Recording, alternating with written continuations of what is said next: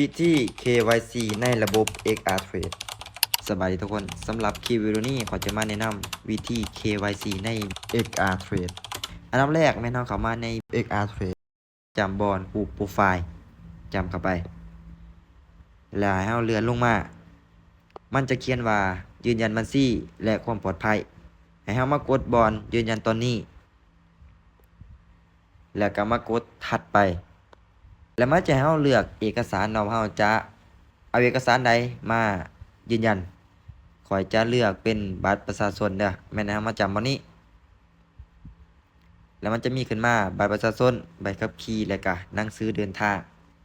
ขอยจะเลือกเอาเป็นบัตรประชาชนแล้วก็มาจำตัวนี้เลยปึ๊บกดอนุญาต มากดเลือกรูปภาพที่เราได้ถ่ายไว้เนาะ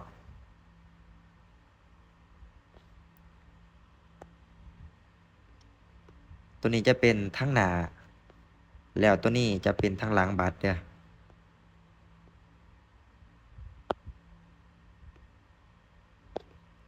แล้วก็กดถัดไป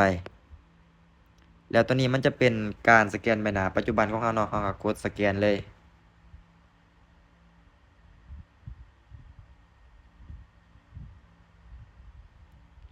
แล้วเรามากดส่งเนาะกดส่งแต่ว่าสแกนใบหน้านี่ให้มันเห็นแจ้งก่อนเนาะตัวสแกนใบหน้านี่ต้องให้มันเห็นแจ้ง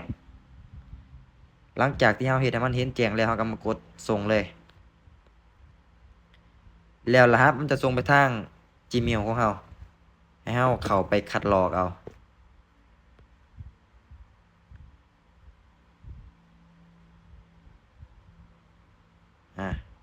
จะเป็นตัวนี้เลยเนาะเลข6ตัวคัดลอกปึ๊บแล้วก็มาวางใส่